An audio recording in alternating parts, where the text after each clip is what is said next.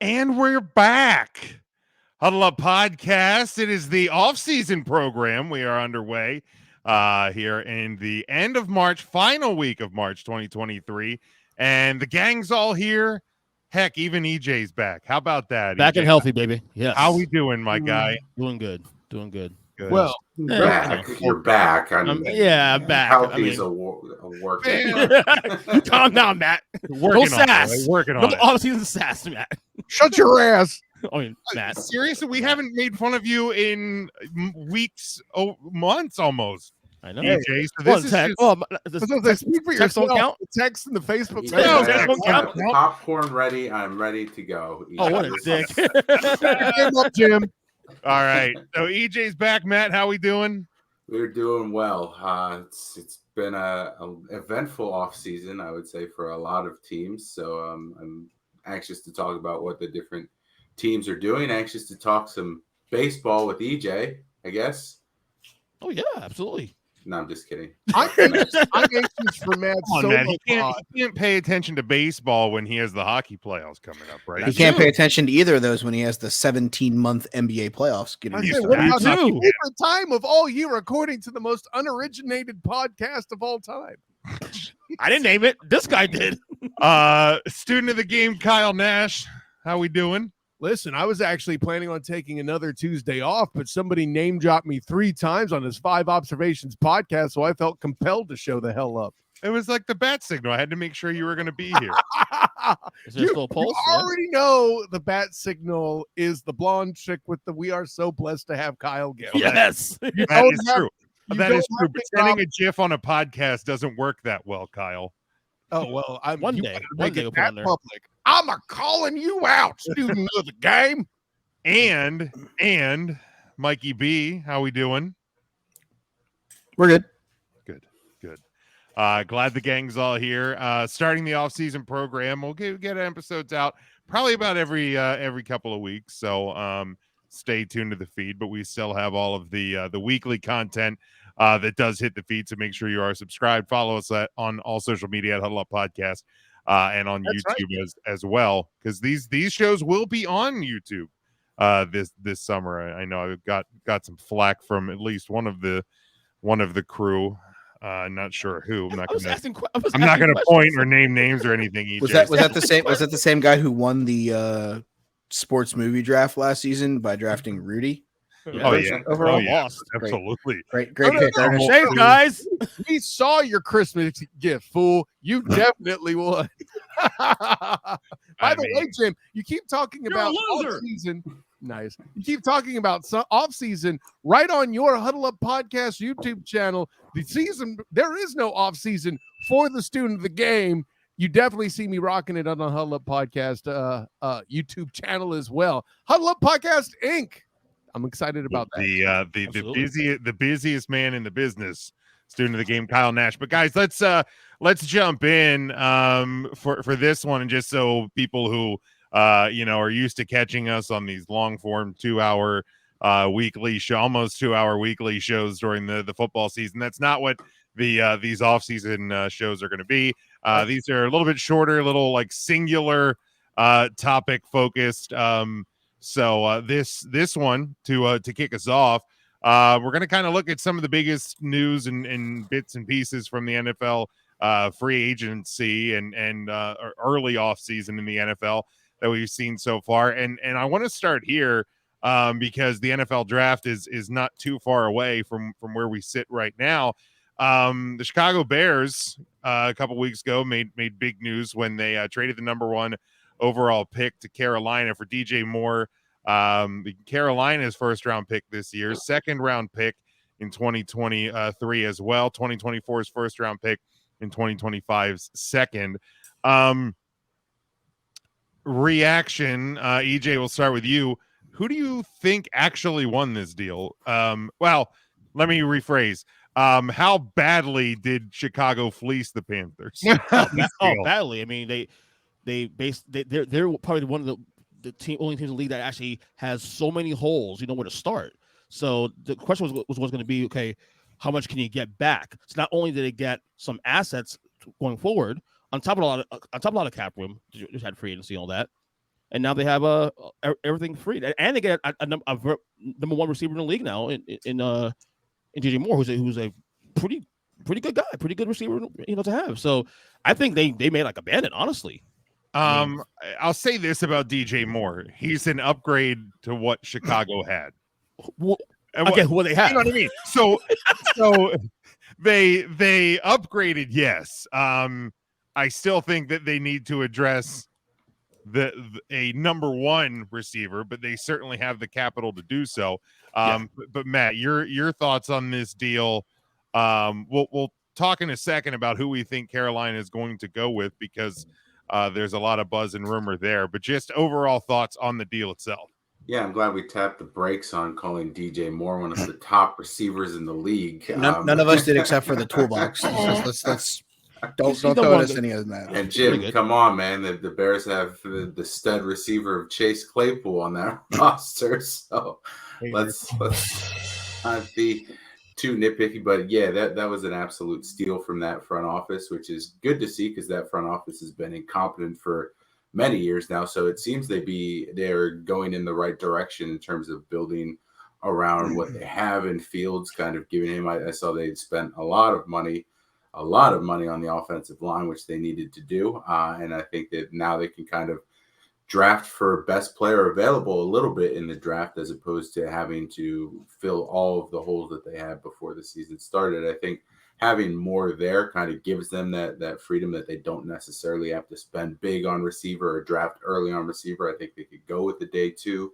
pick at this point, and they certainly have plenty of that now. So I would say overall the Bears would get an A+. We'll see what the Panthers do with the pick, but right now it's a C-. All right, Mike, how about you? I would say the Bears fleeced them about as well as anybody else in the world could have. DJ Moore is obviously the improvement here over former Pittsburgh Steeler great Chase Claypool. I use those terms very loosely, as I'm an avid Bengal fan. And it stinks. Fuck Chase Claypool.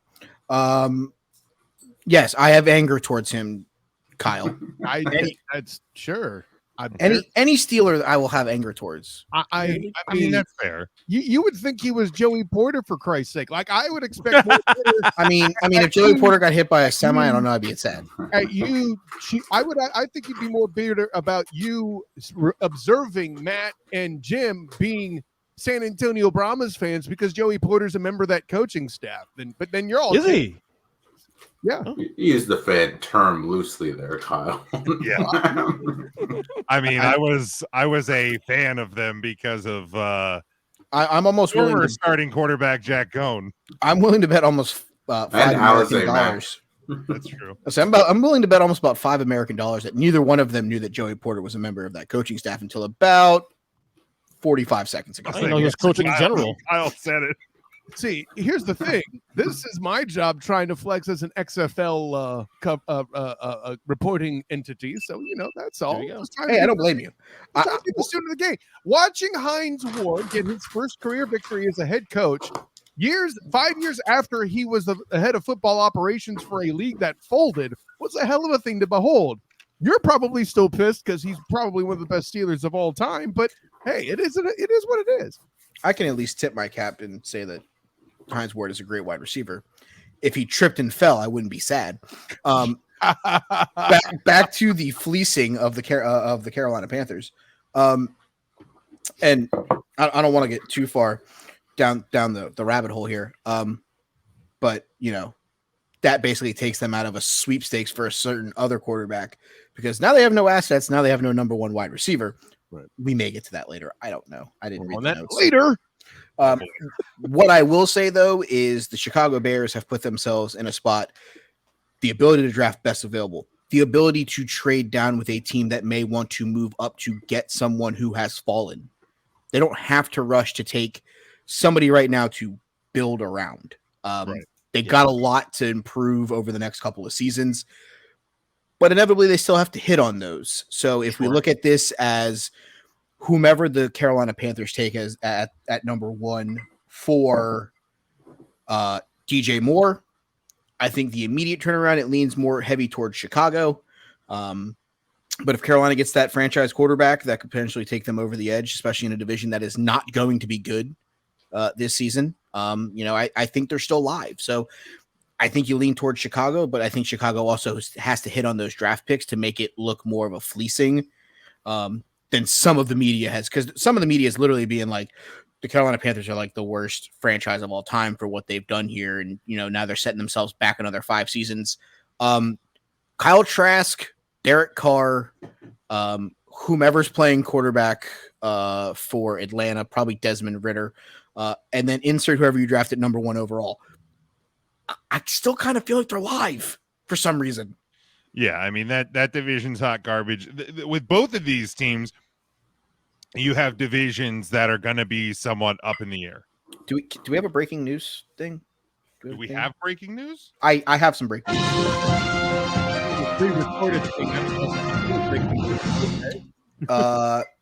ESPN reported just now Adrian Wojciechowski, Dwayne Wade, Dirk Nowitzki, Paul Gasol, Tony Parker, Becky Hammond, and Greg Popovich to the Hall of Fame. Nice. Fuck yeah. Very nice. I more or less did that because, Heat boy over here. Hey, at least it's not baseball. Go Heat, bitch. Oh, come on, man. Be nice. Go Mets. Go Heat, bitch. Go Mets. Get the fuck out of Please here. notice that after all that, he still didn't drop the line. Anyways, please continue. I'm focused on you, look, trigger you right now. Baseball. Both of these divisions are kind of up in the air. With the changing in the guard, and we'll more on that later. More on that later with the Green Bay Packers. But yeah, I mean the South definitely in play. The North is a division that I think the Vikings probably still the favorite ?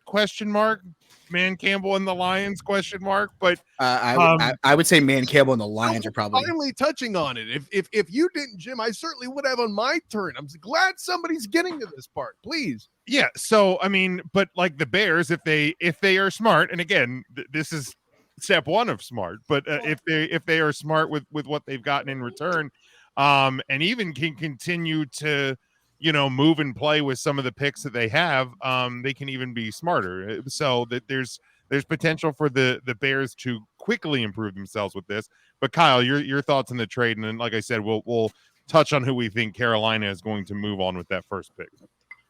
So, and I may accidentally answer your second question first here. That's fine, because I was going to loop back the other way. So let's see what this guy did. Yeah. So with all that in mind, listen, with the smart money being on CJ Stroud being the pick, Carolina did what one must do nowadays to get a first round pick for a top level quarterback. You must mortgage those assets. Everyone's asking, why would Carolina do this? That's the price of admission, bitches. If you want to get up to pick 1, that's what you got to do. No ifs, ands, buts, or middle ground. Anybody who remembers it, because, hey, listen, the reason why I don't remember it because it involved so many picks. What had to be done to get RG3 with the Washington, former name team before they were the Red Tails? Sorry, Commanders. And everybody ended up seeing them look smart about it. That move to get RG3 wasn't the problem. It was Mike Shanahan keeping him on the field in that playoff game after he already hurt his knee. The draft pick move was it. But here's the problem. We're seeing less of a 2012 type of year where you have RG3, Andrew Luck, quarterbacks of that caliber coming out. By the way, Russell Carrington Wilson as a third rounder came out that year. There's just an amazing draft for quarterbacks in general that year, right? Yeah. This is not that. This is closer to the, I don't know, what's the FSU Buffalo quarterback that got drafted in the first round? They didn't, EJ Manuel. Very good. Well done, Tool. Thing sucks. Finally, some use for your Nolar knowledge. Anyways, ACC sucks.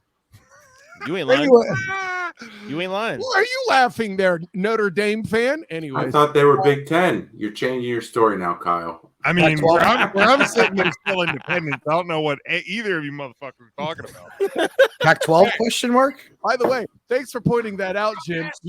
You've proven I've assimilated Matt. Cheers. Anyway, but I say all of the above to say this.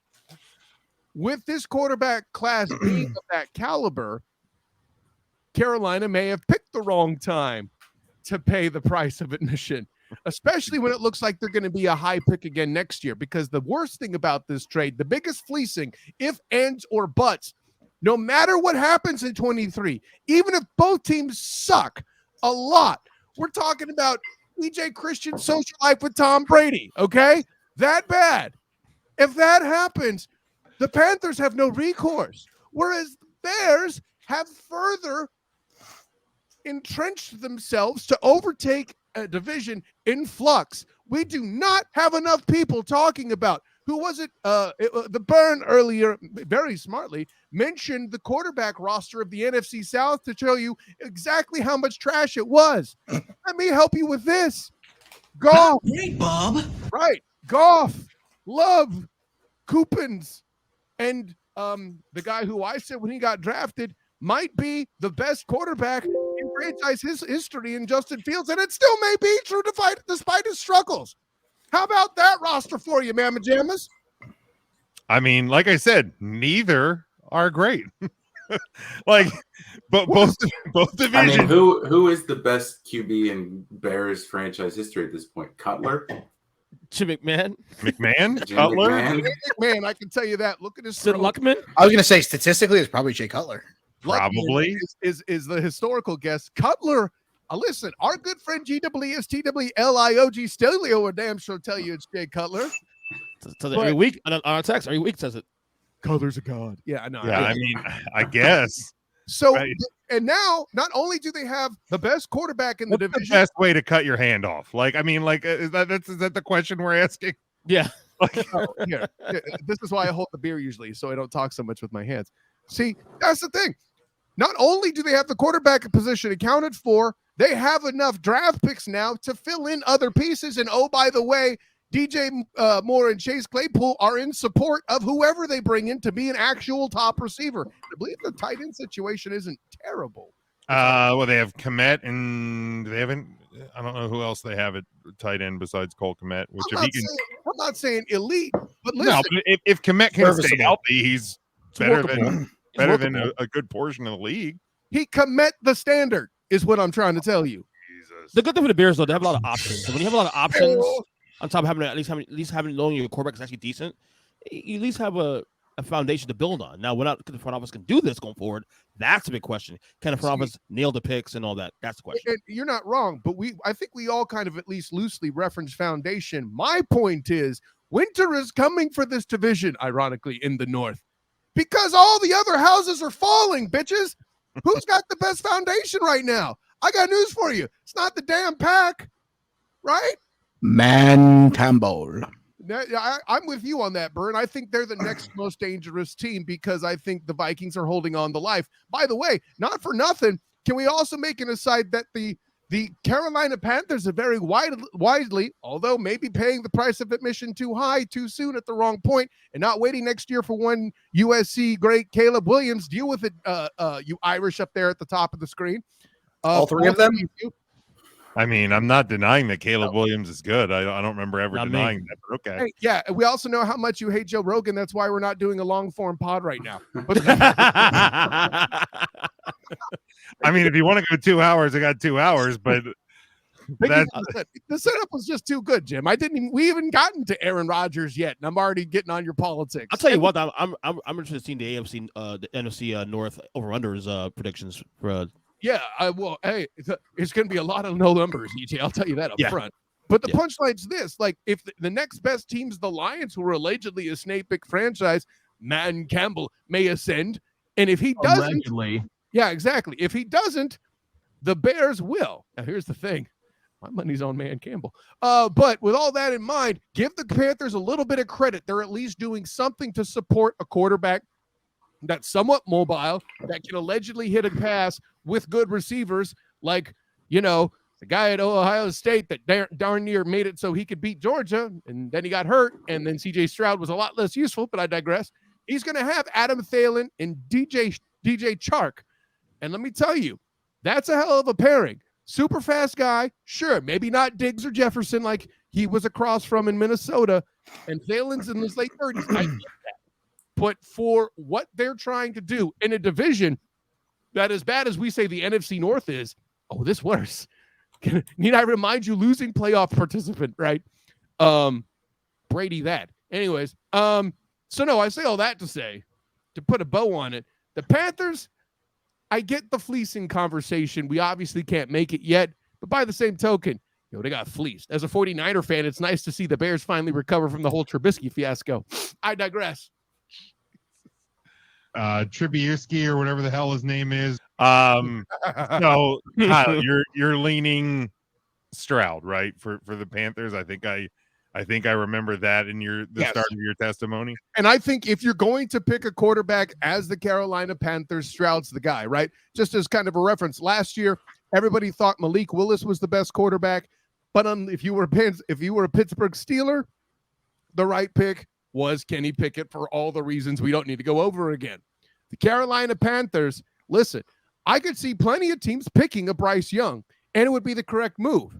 Carolina Panthers are not among them. In that case, you need a quarterback where durability is important, and Bryce Young's not that. Please see Kyler Murray. So, as the closest comparison we have, by the way. As an athlete, as a guy, what off the cuff, Jim, when you hear people talk about Stroud, what's the first thing they say? I don't know. He's big. Okay. Right? Byrne will shake his head. Yes, he's heard that. Well, he's really big. What do you like about Steve Stroud? He's really big. Great. I don't care about his porn career. I want to see if he can deliver a pass. Okay? So, with all that in mind, that's the choice you would want to make if you're the Panthers, because protection, ooh, gosh, now that makes the porn joke even more awkward. Without protection, oh my. You're on a roll, buddy. A smaller quarterback is going to be an issue, whereas Stroud needs to be able to take some impact because he's going to take some hits. All right. Mike, anybody but Stroud? You mean AJ McCarron? Oh my God. Another useless Alabama quarterback? Because, Bryce Young's going to end up being the same. You're kind of apples and oranges, but if they both got hurt a lot at Alabama. It is what it is. They're both going to fizzle out. I don't think Bryce Young is going to be that great of an NFL quarterback. It's CJ Stroud, unless they decide to do something stupid and draft Richardson, which I don't think they're dumb enough to do. ? Yeah, I'll go Stroud. All right. Yeah, it's easy. Stroud it is. Matt, anybody but Stroud for the Panthers? I think they'd be dumb enough to draft Will Levis, but no, it's going to be Stroud. I mean, You dumbass. EJ, anybody but Stroud? Yeah, Stroud's a safe pick. I mean, for them. But I think Bryce Young's going to be pretty decent, though. If he stays healthy, I think he'll be decent. Something tells me he'll be one. So he's coming off of as many collegiate injuries as Tua Tagovailoa, and Tua now has half of his brain matter left somewhere between Cincinnati and Miami. So hopefully he doesn't have that same career path. Could he be the Bama quarterback that actually breaks the mold finally? Shit. I wouldn't bet my house on it. If there is going to be somebody, it would be him. Name me another Bama right that is that Correct. mobile. Correct. Yeah, no, I mean he has the potential, but again, this Jalen Hurts hits harder and hits faster. But Does he count? Do we count him as? I don't count him. I don't count Jalen Hurts as Alabama. Does Oklahoma claim him technically because he was a Heisman candidate there? The Big 12 sure as hell doesn't. I know you done seen all. I mean, Ohio State tries to claim Joey Burr, so no. I mean, we laugh at them too. No, can't have them. Geo Tigers. Yeah, no. All right. The obviously the next biggest thing coming out of the early portion of the free agency here is the Aaron Rodgers saga. Aaron Rodgers believes, or what was the wording that he used? Intends to play for the Jets. And the Packers and the Jets are working on a deal to make Aaron Rodgers the quarterback in New York. Details have not come to fruition yet. Now, assuming this gets done, actually, let's start here. If these two teams can't come to terms, What does Rodgers do? Because I mean the Packers are done with him. I think he's done with the Packers. Does he just go back into that good dark room and forget about football? Like, No, he ain't retiring. $60 million. What's that for, Matt? The quickest cross. Fingers crossed that he does.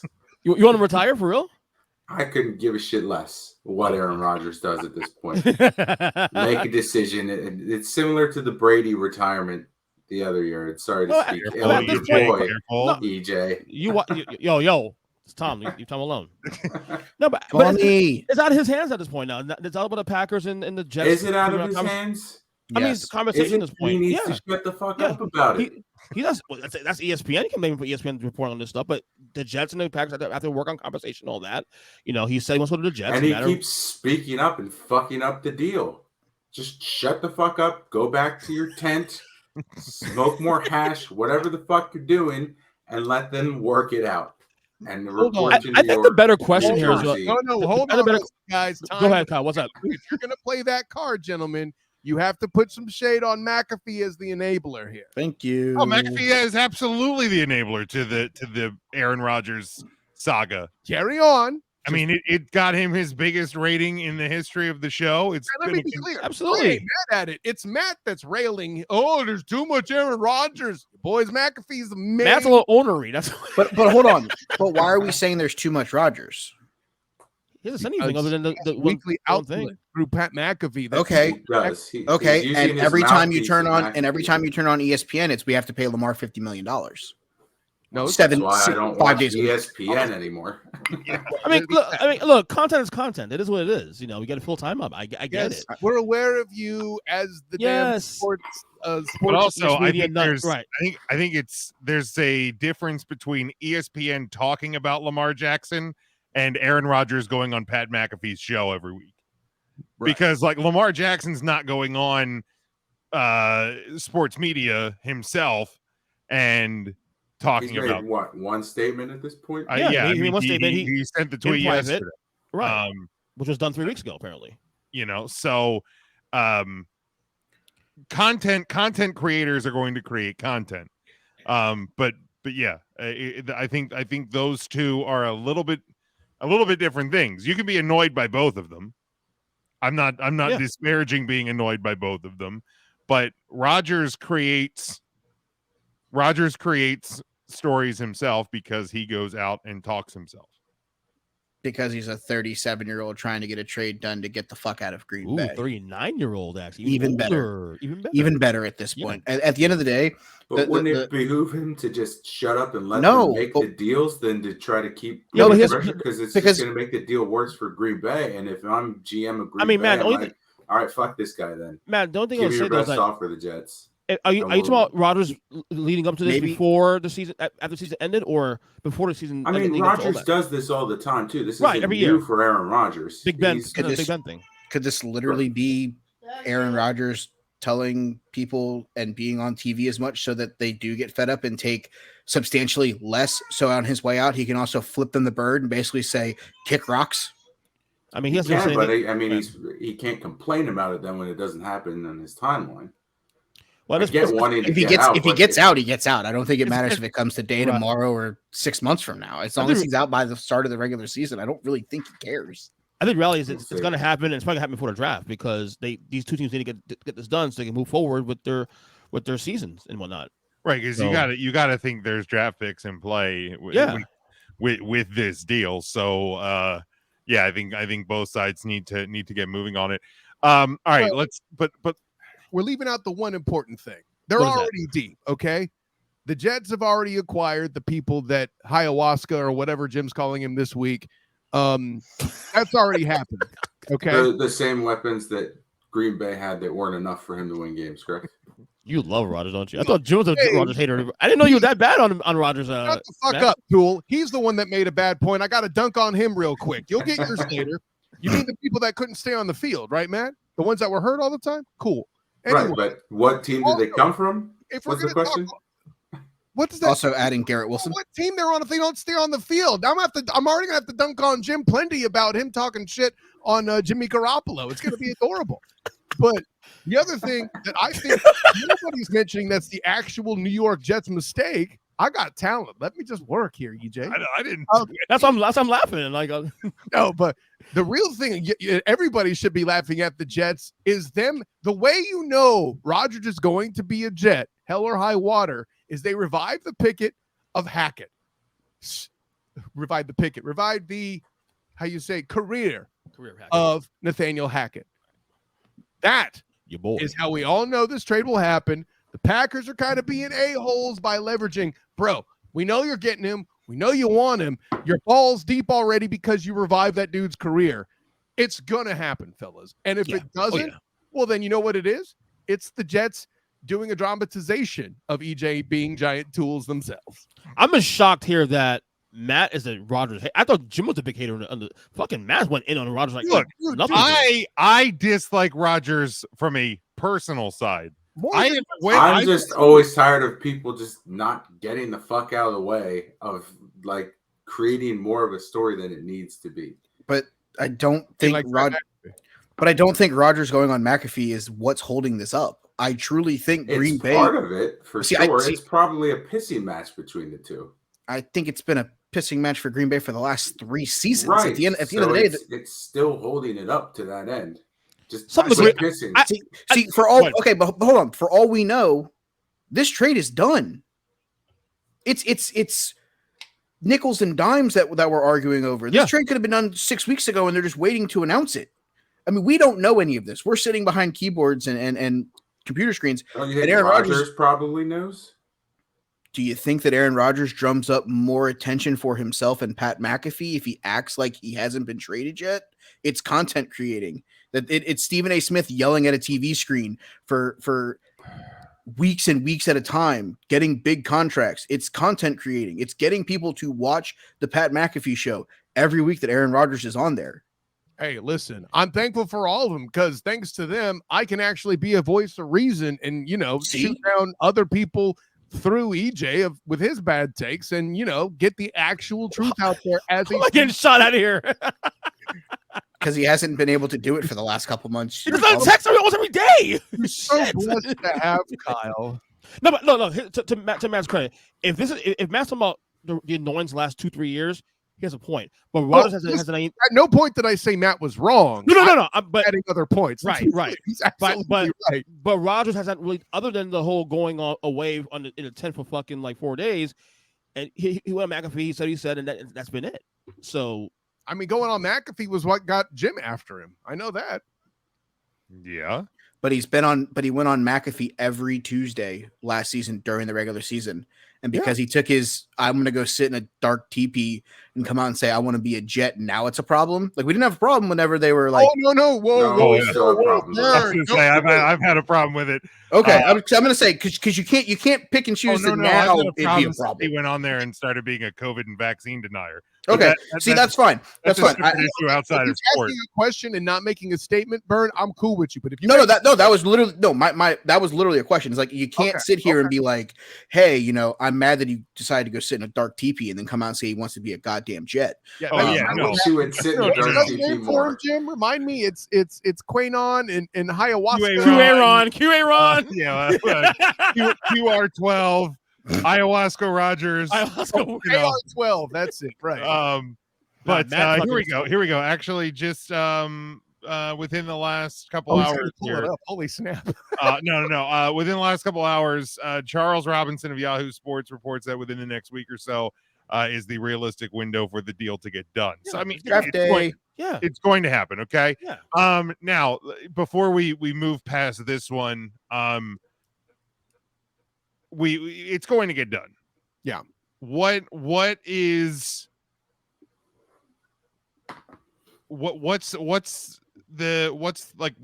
the highest reaching point for the Jets with Aaron Rodgers? Kyle, I'll start with you. Question?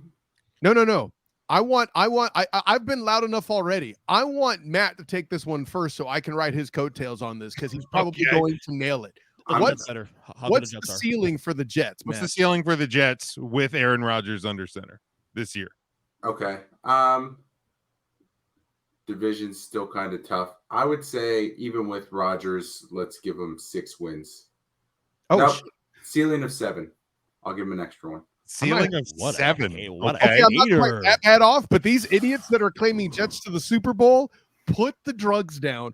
Oh my god! No, they're not going to have a winning record. And 7 is the absolute ceiling. I could see them. I haven't looked at their But schedule. that's what they were. That's so- what they were last year, though. 7-10 last year. I think he's trying to make a point for you there, Tool. Wow. replicate what they've had. I don't think they're a lot better with Aaron Rodgers. Their opponents, obviously the 3 division games: Kansas City, the Chargers, Philadelphia, the Commandos, the Texans, the Falcons, the Broncos on the road, in Vegas, at Dallas, at the Giants, and the Burns. So I'm not prepared to break it down like that. But yeah, here's other things you got to remember. By the time Aaron actually plays the Dolphins, what state will Tua Tagovailoa be in? You almost got me to do your trick, but what state will he be in? We don't know that. But Aaron Rodgers' luck at times would dictate, granted, not this past season, but Aaron Rodgers' luck at times would dictate to inevitably miss one, if not both, those games, right? Josh Allen has steadily declined as people have started to figure out. Phillip Rivers. He's going to no, sir. No, sir. First of all, Damn, throw a fucking nuke bomb. Holy Phillip shit. Rivers never ran the football that well. Stop it. No, but neither one of them can win the playoffs. He's won playoff games. What are you talking about? Yeah, they both can't get over the hurdle of AFC title games. Okay, great. So Colin Donovan McNabb. Anyways, moving on. Donovan played in a Super Bowl. By the way, as a side note, there is no way Josh Allen had that good a running back support in his life ever.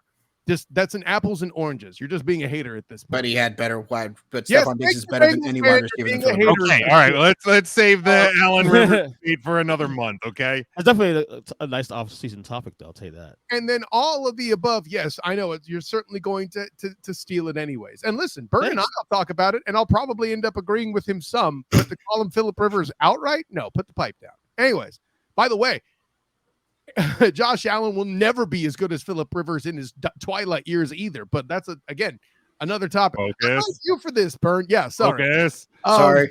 That's what I'm here for. Spoke about the Finns. Spoke about the Bills and how they're not necessarily a lock-in to be something there too. And we don't really know what to expect from the Patriots. Again, one game away from making the playoffs once again, and everybody's forgetting about it. Meanwhile, Belichick has realized, hey, maybe I should have an actual offensive coordinator running my goddamn offense. Matt Patricia. Fucking asshole. Hey, Brady's not there. I thought you weren't a Pats fan. Let it go. Anyways, Let it go. so, Where did can you show me on the bear where Matt Patricia touched you? In no, Detroit. then he would have enjoyed it. Jeez. Anyways, but the punchline's this, gentlemen. Hey-o. That is a disgusting act. You don't know what's going to actually happen now that Belichick has realized he needs to delegate again, and he hasn't gotten that full of himself. Mac Jones, I'm not one of these who's on the Mac Jones train and thinking he's elite and any of that, but he's good enough to get the job done. He's Phillip Rivers good, Right. and that he would make the playoffs. I'll say this: that I feel like the ceiling for the Jets in the regular season is 9-10 wins. Now, depending on the now depending on the environment of the AFC East and the rest of the conference in general, I could see him playing the AFC title game depending on how things break. If the O line's good, it depends how things break in the rest of the conference. Stay off the weed, dummy. Let me stop you right there. Okay, go ahead. Let me stop you right there Go ahead. because I know what you're going to do, and your own words have already made you look like an idiot. Okay, you keep telling me how open the NFC is, and if this were an NFC team, you would have an argument. NFC's not open at all. NFC's a 2-3, maybe a 3-team race in NFC. That means it's That open, means it's dummy. open, guy. No, the top it's top heavy. There's no one's getting past fucking Philly or San Francisco or. But you think the goddamn Jets are going to get past Buffalo, Cincinnati, or Kansas City? I'm saying depending on how it I mean, breaks. nobody's getting past the 49ers. If Sorry, Tony sorry. Pollard's leg doesn't snap in half, that's a whole different second half of that Sorry, game. Kyle. I was just trying Just to. saying. I got you. But yes, the NFC Open, another day, another time. You're the one that sent to me the goddamn video of Colin Cowherd, who couldn't even get through all 10 spots for a top 10 quarterbacks in the NFC. But you think Aaron Charles Rodgers in his dilapidated state's going to carry a quote from, I believe it was Big Daddy by Adam Sandler, the goddamn Jets to the AFC Championship? I also think you're not giving the Jets. Bowl. I also think not giving the Jets much credit. The championship game, right? So you're saying the Jets are also not good then? What you're saying? Yeah. No, I think he's saying the rest of the AFC is freaking loaded. That's also a factor. I've had this conversation before. Sorry, Jim. Before the Tampa Bay Lightning were winning Stanley Cups at a semi-regular clip here, and they were missing the playoffs, it wasn't ever that the Lightning were bad. It's just a lot of other teams were good. Kyle, the thing with me is that the only two teams in the AFC that are clearly better than them right now on paper are the Bengals and the Chiefs. I can't say for sure Buffalo. I'll take the Chargers. Out of your I don't trust the Chargers though. Again, the Chargers, but we saw happen this year also too. Look, they got dumb super genius as their offensive coordinator. Just saying, I'm they saying might be worse next year. I didn't say that title game. I said depending on things break. Let's say KC and Cincinnati meet in second round of the playoffs. Also, Austin Eckler might not be a Charger next year either. Right. So let's say Cincy and KC meet in second round of the playoffs, and the Jets somehow avoid both those teams until they get the AFC title game. That's what I'm saying. Depending on things break. So you're taking them over Buffalo. What I'm saying to you is that I can't No. What I'm saying to you, hold on. Let me finish my point there. What I'm saying to you, I can't say right now that Buffalo's clearly better. Can somebody let the mime right out now. of his box? That's all I can't say for certain that. Listen, this isn't a Big Jim podcast. Okay. Stay off the fence. Because first off, no. Because first off, to me on paper, Miami is the most well-rounded team in the division. Better. Yes, they are. Better. The problem is Tua. Okay. If you get Tua stay healthy, they're probably the best in that division right now. Hey, listen, and if I can get a job, I'd have a paycheck. Next fucking question. So all I'm saying to you, they're is better if he doesn't play and they let Mike White play quarterback. The only two teams that clear that are clear better than the Jets right now on paper are. the Jets with Zach Wilson beat the Bills once last year. I'm just saying. I just want to see college reaction. Are you not saying that Aaron Rodgers with Breece Hall back and added weapons and this and that aren't better than Zach Wilson leading the Jets? Garrett student of the game, rookie of the year, and I believe you matched me on this, Burn, was Garrett Wilson, wide receiver, who he will also be inheriting. Here's that. But let's also not talk just about their offense. They got a pretty dang good secondary combo in Sauce and the other guy. I don't remember the other guy's name. DJ Reed maybe or something. Right. I don't. Right. The Jets defense is definitely better, but what I'm saying is in the long-term aspect, if that was a NFC team, if they took that roster and made them the Carolina Panthers, right, that team wins that division and has a shot to play in an NFC title game. That I agree with. I agree with that. I think that right now, I would definitely take the Jets in their division. I would take the Jets over the Patriots. Correct. And I think it's a coin toss at worst with Miami. Correct. That's my point. They might be better than Miami. You think they're better? You can't. The Tua thing makes it so. The Tua thing makes it so. You're saying how it breaks in the tournament, right? You're mixing two things together. But if you look at their roster, Kyle, I literally lined it up for you, and you interrupted me. I said 9 or 10 wins regular season, and depending how things break. Let's hold on. Not the record. Wait, hold on. I said the hold on. And I said depending. Wait. I'm not done yet. I'm not done yet. Hold on. Stick with the AFC Championship game. No. What did I say to you? Wait. That was funny. I said, depending how things break, I can see playing a title game. If Cincy and Buffalo meet in round 2 in the divisional round, and the Jets skirt around that, they can get into the AFC title game, playing the winner of the Cincinnati KC game. That's the whole point. They can beat the Jaguars right now. Okay, whatever. I mean, that's a whole. He literally said Cincinnati Buffalo once, and the next time he said Cincinnati Kansas City. Earlier he had said KC and Cincinnati. So he misspoke this time. We've all. This time he definitely said Cincinnati Buffalo. He did. They would play Kansas City. We can all. KC, sorry, you know what I meant. We all can act like we don't misspeak on a podcast every now and I'm again. just Okay? saying. That's all I'm saying. Take it easy. It's funny. Let's move on. But to that point, that's 3 teams he's got to sidestep. Listen, 3. as a person who does data for a living, that's a 3. lot. 3. I had Cincinnati, Bengals Buffalo, and Kansas City. I might count Buffalo. Again, the Jets with not Zach counting. Wilson beat No. Buffalo once in the regular season. I'm not counting But, Buffalo like, at this point. Buffalo has as much to prove as the Jets and Aaron Rodgers would. I'm So sorry. that'll be at EJ Christian 7 on Twitter. Please feel free to let him know and ask him what form of drugs he's taking and if it's compliant with his health situation. Here's the deal. Hold on. Gun to my head. If you ask me to pick today, sitting here today, the Bills or the Jets as the AFC East division winner, I'm taking the Bills.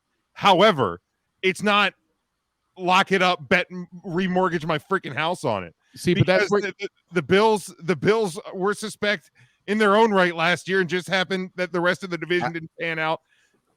But the 2 best teams in the AFC are Kansas City and Cincinnati. Bingo. And then there's the next tier down. We don't know what Baltimore is going to be. We don't know what San Diego is going to be. Excuse me, Los Angeles. I would be more worried about Miami.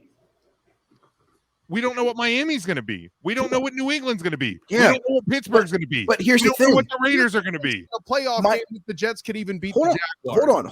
Hold on. No. What? My point is when I talk about Miami, what about Tua? What about Tua? Do we not forget the guy who played quarterback for the same team that you're trying to sell me on Aaron Rodgers taking to the playoffs? Mike White is the backup there. Get Mike White with Tyreek Hill and Jalen Waddle. I'm sorry. The number 2 wide receiver for Aaron Rodgers is like 8,000-year-old Alan Lazard going into a new offensive scheme. I'm sorry. Wait, he's old? Is that old? He's like, is it year 4? That old. Yeah. I mean, he's literally been paired with Rodgers since like 1908. It feels like he's just always there. You're thinking of Randall Cobb, my dude. Donald Driver. Greg Jennings. I mean, the Sterling Sharp. I'll cap this discussion at this. Anybody who's putting the Jets in the Super Bowl right now drugs are stupid. I agree. That part I agree with.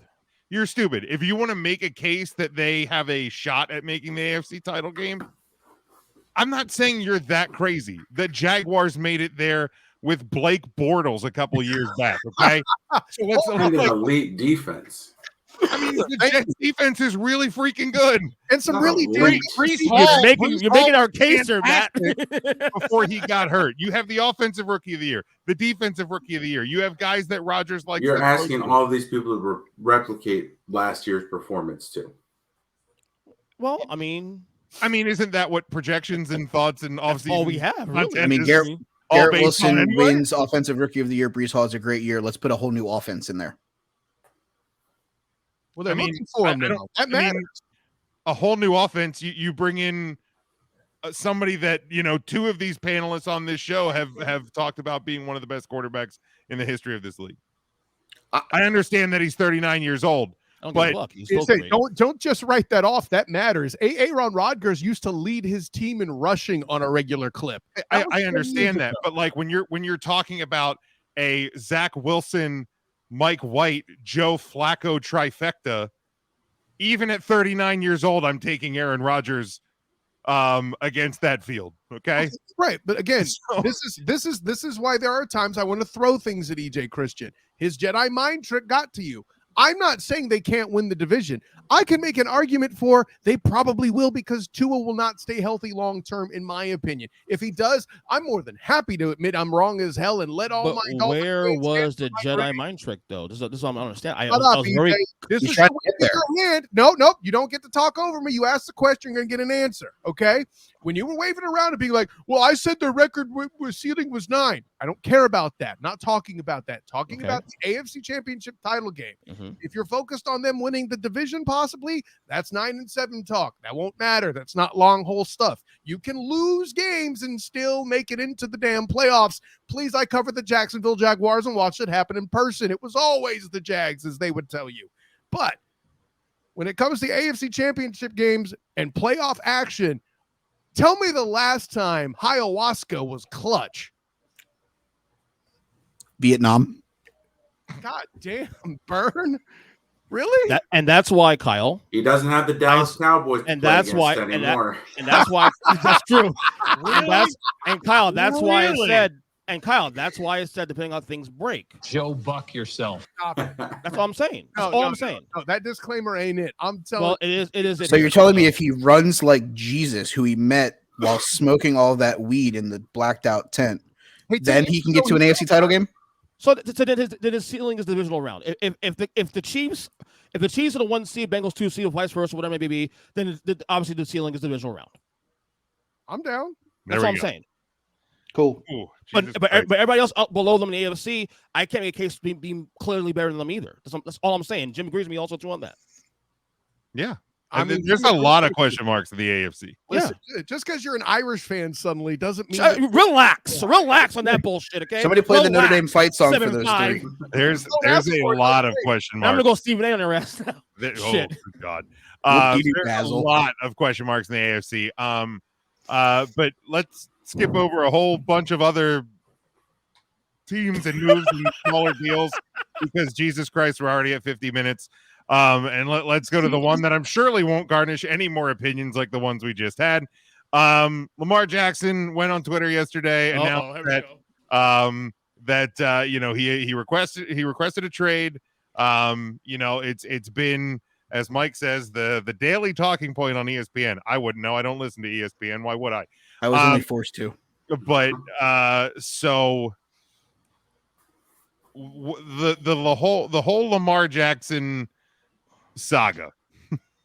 And Mike, I will start it with you because I feel you're going to talk over everybody else anyway. Nope. So Mike, Nope. go ahead. I would have muted myself. I was going to let everybody have the floor. I'm giving you the floor. I will cut you off if needed.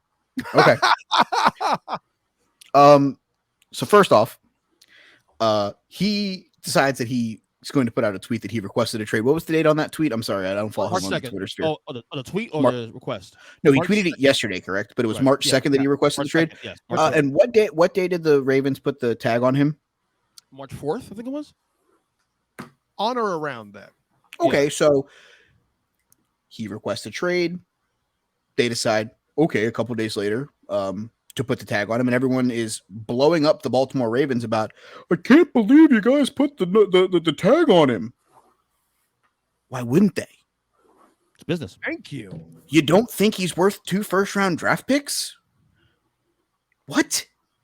But because he puts the tweet out 22 days later. You know, we got to listen to 20 days of ESPN and Fox Sports 1 and insert random sports show here talk about how bad of an organization is the Ravens are because they put this tag on Lamar. See, all you did was just show me that you don't listen to the Student of the Game podcast. You're the only one that actually has any kind of I common would sense. feel that as a Bengals fan, you would enjoy this discourse, Mike. Oh, I'm loving every minute of it, but I'm also sitting here as someone Pass whom the is, popcorn, I like that. I mean, I love every minute of it because here's the way I look at it, okay? Lamar Jackson is either going to miss the last 5 games of the season like he always does as a member of the Baltimore Ravens, and they'll find a way to blow any shot they have of making the playoffs. Hold on. Well, that's 2 years, but yes, I see. Recent memory. I'm sorry, did we not talk about how great they were last season? And all of a sudden, oh, look, he's gone. He was gone the year before. Right. Okay. So both can be right here. Both can be right here that he's. Okay. Both can be right here that the reliability is an issue. I think the problem with people, there's bad actors on ESPN saying that he deserves, and I think he deserves money. But I don't. To suggest that I'm out. to suggest that Baltimore doesn't have a fear or should have a fear of him lasting, an entire year. It should be something that should be considered also too for Baltimore because the last 2 years have proven that. Loosely, that's all I'm saying. No, it's a great point. It's one I've made. I won't beat the dead horse with you, but I think just as an aside, we have to mention, and I know we can't go down this rabbit hole, Jim, because this was literally a pod in itself. Trust me, I did it with my friend Nicholas Jorgensen from Denmark. Great content. Yeah, no, he's a fantastic analyst, stuff, and he's in English, by the way. Matt, can you just pass that bottle behind EJ? Yeah, to me? I think I need a little. But the real quick thing I want to mention, without adding any talking points in this country, and I have to say that because I talked to a Danish dude, like there is a political element here where People are being activists, not analysts. And I'm not saying there's anything wrong with that in and of itself, but the lens through which they're viewing the situation is maybe marked with issues of color, but one of them is not green as it should be. Continue, EJ. Yeah, I got to argue with somebody about that on Facebook, and I think, to me, That's as a black man saying this, I think that's low-hanging fruit. That's low-hanging fruit. It's business, because the highest paid player in the league right now is black. Currently, shit. I mean, the highest paid player before that was black, and before that was black. That's Russell Wilson, for the record. Russell Carrington Wilson. Yes, said. get that right. Yeah. So again, the race thing, you want to make it a thing. It's not saying you, but it's, to me, it's low hanging fruit. The media wants this is business, right. okay? I mean, the fact of the matter is, he's been hurt the last 4 games, last 5 games last year, last 4 games the year before that. Baltimore has a case here for being fearful about him going forward. Do I want him to get paid? Absolutely. Also, here's let me pose this. You're the finish my statement. But go ahead, Mike. Sorry. Yeah, go ahead. no, EJ completely railed him. That's I'm sorry. I thought you were done. I'm sorry. no, you telling me that he deserves to get paid was what kind of just I had to take a step back because I was going to lose my mind. Because here's the thing: let's not forget that he's already turned down 2 contract extensions because he thought he was worth more. He bet on himself, and he lost. Well, he's betting, and let's be careful with saying lost. The negotiation process is still happening. So here's the thing: he's lost as getting more money from the Baltimore Ravens. You think so? You think yes? that's I think he either plays this season, quote, holds out and becomes a free agent at the end of next year, and somebody will inevitably pay him more than likely. And I'm not saying that it will be more than the $200 million that they offered him as a contract extension. That wasn't enough because he had an MVP, because he had this great year. But let's look at it. The last 2 years, a mobile quarterback with lower body injuries, just getting older. He's not getting any younger. He's got a lot of wear and tear because he's had to make plays. I'm sorry. What happens if this turns into RG3 and he blows his ACL out after someone pays him $250, $300 million with most of it being guaranteed? Thanks a lot to Shawn Watson. Appreciate that. there you go. Right. I look at it from the standpoint of from the Baltimore Ravens perspective, it is a business decision, as Kyle has said. They want him to be a member of the Baltimore Ravens. They feel like they need him to be a member of the Baltimore Ravens. But for $230 to $250 million, with some of it, but not all of it being guaranteed. The problem is Lamar Jackson has people in his ear saying, hey, remember that MVP you won? Hold on, time out. People in his ear. Who's that? Oh, his friends, his advisors. Okay, his entourage. Because to remind the public, who may not know, he represents himself. Correct. Yes. No. I knew you knew that, but that correct. sounded confusing for those who, anyways. And I appreciate that for the clarification. His homies are telling him, you're worth more. And the thing is, maybe if he misses last season and proves this past season that he stayed fully healthy and things just went wrong and they just weren't able to get over the hump and he was doing this, fine. But, coming off of the MVP seasons and all that, and then it's the injuries. This wears on guys. This almost feels like Cam Newton to me. Cam Newton survived a while too, for what it's worth. But this feels like it's more of a Cam Newton, like just the bottom drops out. And I from a fan perspective, as a person who has a little skin in the game because I'm a Bengals fan and they're in our division, yes, I enjoy watching the quote turmoil. But the problem is he worth $250 million? Yes. Do I think he's a better quarterback than maybe Kyler Murray? Yes. Do I think he's better than Deshaun Watson?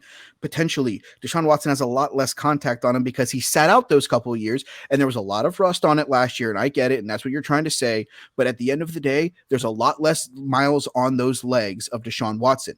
Yes, the Cleveland Browns are the Cleveland Browns. But at the end of the day, Lamar Jackson was the only weapon that the Baltimore Ravens have had for 3 years. There's a lot of wear and tear on that body. They've done nothing around him.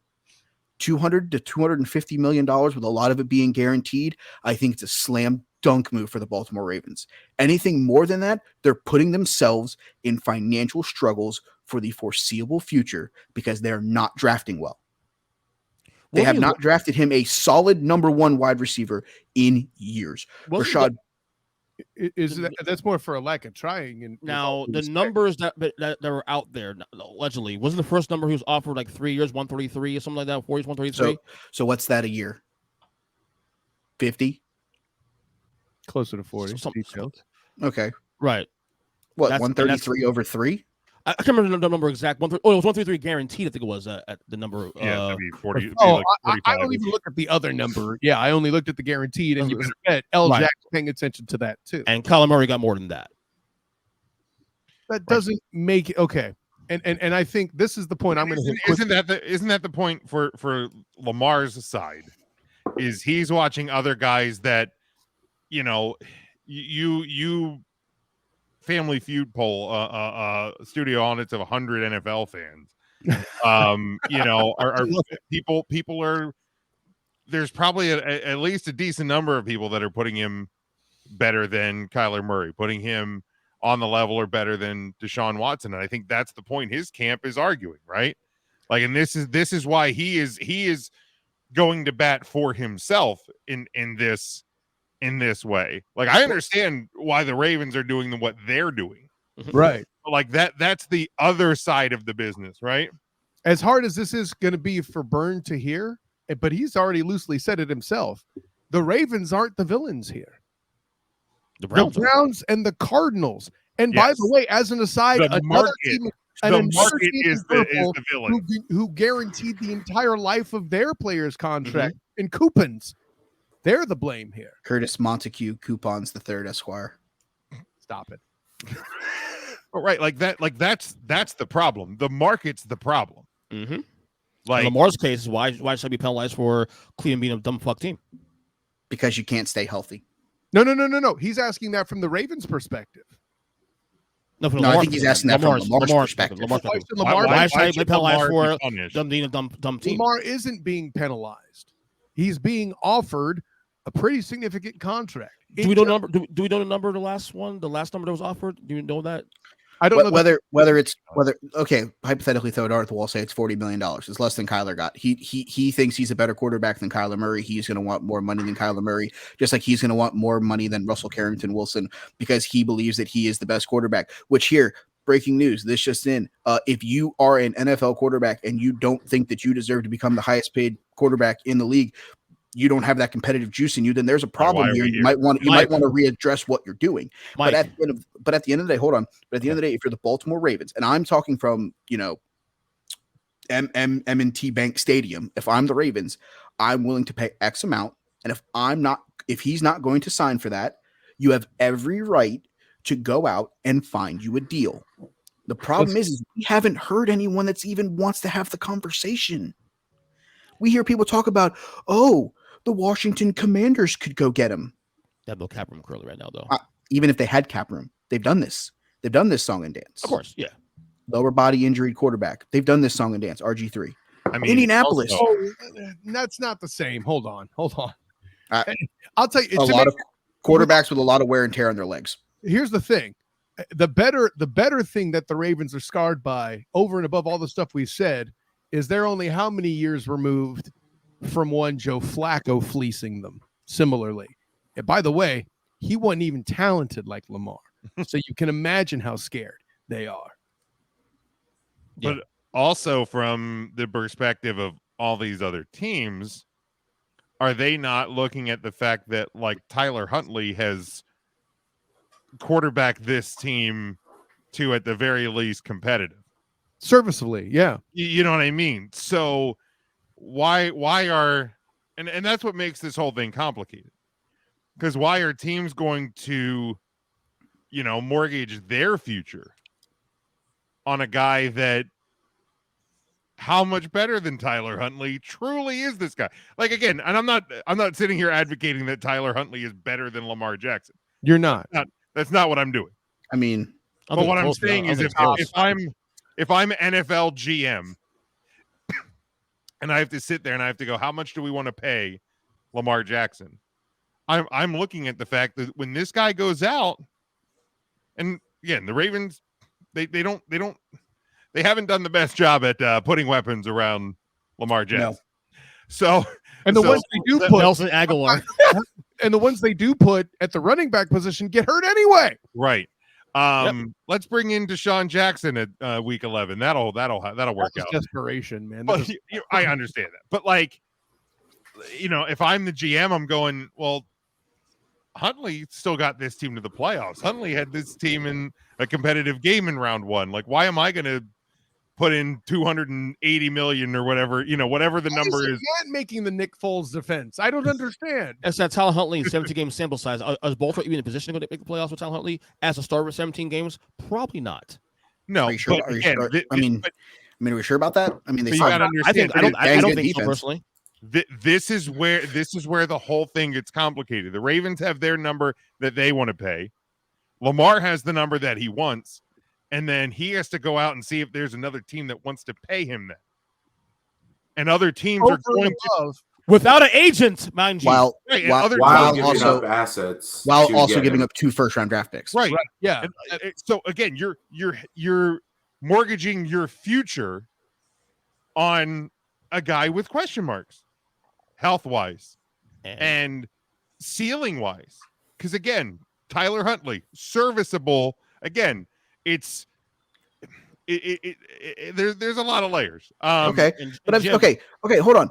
Tyler Huntley, they trade Lamar. Hold on. Well, no, because listen, I want Matt to get a shot at get in here because like we've been going for a while at this. We don't even need to get into Huntley yet. Let's let the dude comment, please. My only question is, and I understand the injury concerns and why that would cause hesitation. It would cause me as a fan to be hesitant to say, let's do this for a long-term deal. But at the same time, I think Lamar has kind of been looking out for himself these past 2 years as well. Does he play through those injuries with playoffs on the line if he's taken care of?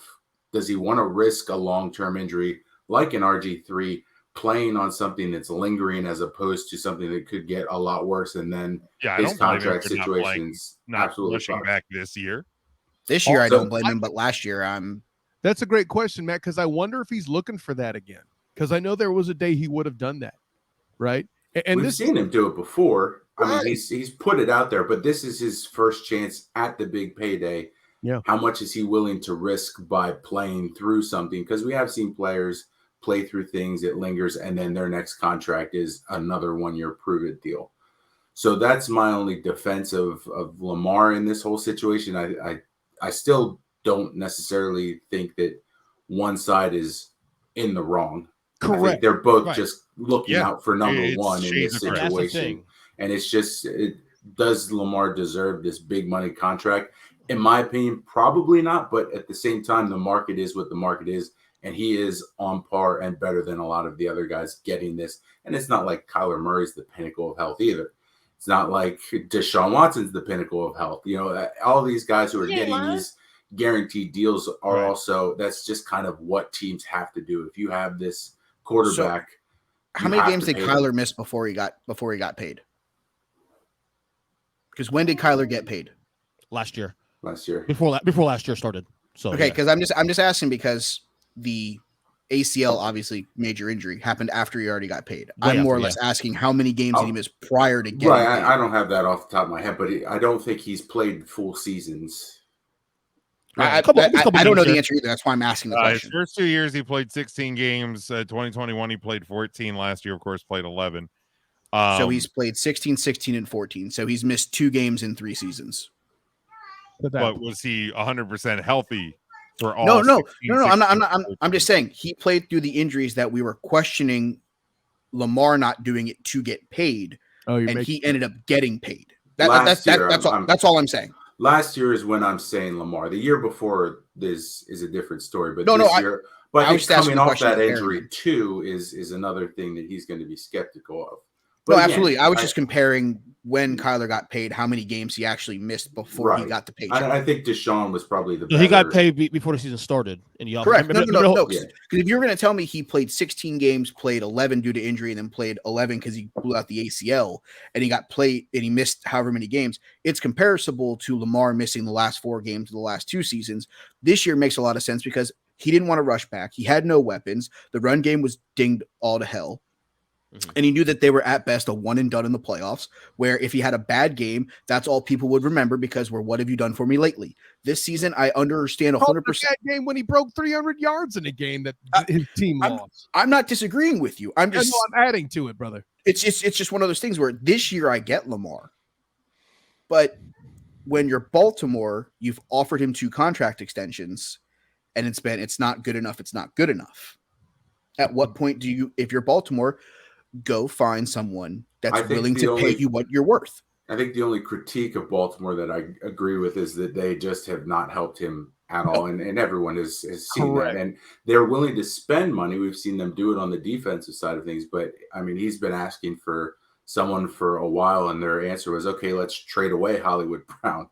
So isn't that as much of an argument for him wanting out than anything? Because you're not what signs besides the signing of Nelson Aguilar have the Ravens given that they are going to bring in weapons? Super Bowl champion Nelson Aguilar. Watch your ass. I was gonna say it earlier too. This is fucking Matt. Before I ask the final question tied to this, any other thoughts on the situation to this point?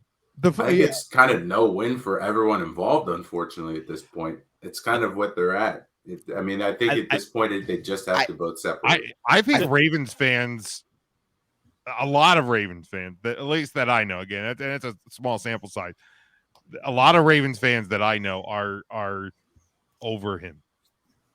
Really? I look at it from this standpoint. If you get someone to offer him the sheet, and you get 2 first-round draft picks, and you move on with Huntley, maybe you trade one of those draft picks, yours or the other teams, and you go get a Jerry Jeudy, or you go get someone to put with Mark Andrews for Tyler Huntley, and maybe you draft a running back and you rebuild this offense, and you don't have $300 million with 80% of it being guaranteed to a quarterback whom, unfortunately for himself, has ended the last 2 seasons injured, whether his fault or because the offensive line is hot garbage. We can argue that as much as we want. Him to do a whole bunch with his again, absolutely no aerial support, and then letting him be right. You can only run when his top receiver's a goddamn tight end. Not that I should talk as the 49ers. I think the biggest Travis Kelce. The biggest wrinkle all this that he's doing all this without an agent. All the dirty work is what the agent does for you. And now he has to, making it not personal is the best. That's what it is. That's part of dirty work. I'm saying. So it's agents aren't always the best at reading the market either. Looking at you, Gardner Johnson. That's personal now, Matt. All right. I just think that if you're Baltimore, even if you come off of the offer sheet and you want a first this year and a second next year and maybe a third or something, like say you want multiple draft picks, maybe it's not 2 1s, maybe you find a team that I guess could be interested in it. Knowing that Cleveland is a question mark with Deshaun Watson basically being hot garbage and Kenny Pickett still being a moderately young guy with small hands, question marks at the running back position. The only team that you're really still like, man, I think we're behind them is Cincinnati. And that's another thing, kind of like the conversation that we just had with, Aaron Rodgers being a member of the Jets. Like Tyler Huntley with a couple of weapons and a decent defense, that team could finish second in the North real quick. And listen, I know you're a Bengals fan and you're going to crap all over this, but it's still the truth. You and I both know if they started Kenny Pickett from game 1, they made the playoffs, period. Correct. 100%. No, I will. I'm not going to shit on that at all. It's solely the stupidity of the Pittsburgh Steelers organization to start. What's his name? Trubisky. Trubisky or whatever the hell his name is. The issue with your theory there, Mike, is that Deshaun Watson again fucked that up because they're going to say, well, look at what the Texans got from the Browns for Deshaun Watson. I want that. Oh, no, We're starting 100%. the conversation with 2 firsts. This is the Deshaun Watson fuck this up for He everyone, just no fucked matter up what. everything. Yeah, well, the owners are so pissed. So hold All right. on. We got to suspend a guy for an entire season because he loves to get rubbing tugs underneath the table, and then he's going to fuck us. That's great. Thanks. Pardoned expression. Yes. Thanks. Right. All right. Not great, Bob. Go ahead, Jim. Ravens or elsewhere. Where's Lamar week 1? I still think Ravens figure it out, man. I think Ravens they come to a deal. All right, I Matt. think they come to a I deal. think the Ravens will have to figure it out because I don't think anyone's paying the asking price. All right, Mike. Tampa Bay. No. No, not a chance. Not a chance. See, I would love to see it. Don't get it twisted because the Jags play them and it's a road game I can drive to. I would love the chance to see Lamar Demetrius Jackson in person after I missed it because I had to go to my goddamn in-laws' house for Thanksgiving that week. Okay, if we're not going to say them, I hear you go. I have a fantasy trade here that could be fun. Oh Jesus. Derrick Henry and a draft pick for Lamar. I don't think the Ravens would take it. I don't. Because listen, hold on. You're going to go from one aged wrecked asset to another? No fucking way. Yes, because one of them isn't going to get $300 million with a lot of it being guaranteed. EJ, why did you hack Burns' account? He's saying stupid things. see, I'm saying things because at some point this is good radio, though. I'm not going to lie. They have to make a move. I don't think he plays another snap as a Baltimore Raven. Whether it's him sitting out and becoming a free agent next year, or it's him being moved at some point. The question here is where does it make sense? Where can he go? Even if it's not the offer sheet, even if it's a first this year, a second next year, and a third this year. Say it's 3 draft picks, 1 in each of the first 3 rounds. Whom makes sense for him to even go to? The Jets. Oh wait. I think you might be onto something with the sitting out thing, but Kyle. You know, Baltimore or elsewhere. I love that my dude, the NBA fan, went first and agreed with me because I'm going to reference one Kobe Bean Bryant in 2008. I want to be traded. Did he happen? Certainly did not. It did happen twice, but Happened twice. Yep. I'm working with just the one time. Hold on now, breathe. The punchline's this. I think, like you guys said, somebody at some point is going to realize the situation that's been set up here and come back to the table. Someone's going to fold. L-Jack is a dude, in my opinion, based on what I've seen, which means I'm obviously speculating because I do not cover the Ravens regularly, nor do I know Lamar Demetrius Jackson personally. He's typically a high-character dude. At some point, he's going to be timed out and forced to the table, or the Ravens will realize, Burn, for the love of Christ, I can see you just going nuts. What do you got? Wasn't there some kind of rumor today that, somebody made an offer to buy a certain franchise just a little bit further south? My boy Magic. Well, interesting you mentioned the $6 billion deal that's out there for Ernest Christian's Red Tails, because when I record the Student of the Game tomorrow night, bing, I will have Kelsey Nicole Nelson on of Bally Sports to discuss that very topic. And the girl I follow that's like cussing after last week. Me and Jim came on after we followed her. So my thought process here. Say that sale gets finalized. He sits out and becomes Magic Johnson's franchise quarterback in Washington. Stop it. I mean, why? I like him going to Washington, but it's the Magic Johnson part. Like they got a lot of weapons there. I think it's a fit. Listen, I think if he's going to move Not on that field, it isn't. Yeah, well, well, Snyder's gone. I'm sorry. M&T Bank Stadium ain't much better. M&T Bank Stadium doesn't have a stack of tombstones in the corner for all the quarterbacks. All right, it's not like it's Soldier Field. Lambo. All right. I mean, I think there's a possibility he sits out. If I have to make the pick today, I think the Ravens do figure it out and get him back in the room. I love but the Kobe analogy though, Kyle. That was great. It is a, like I said, it is a complicated situation to say the least. But that is where I'm going to close it up for the week. This week, you're afraid of me coming after you for your Garoppolo take. Hey, hold on. I didn't shit on anybody as hard as you thought I was when we talked about Lamar Jackson. I feel like I won an award or something. yeah, we'll work on that. But make sure you are following us. We are at Huddle Up Podcast on Facebook, Twitter, and TikTok and YouTube. Get our merchandise over at tpublic.com. Subscribe to us on all podcast platforms. And until next time, stay safe, stay smart, and go for the win.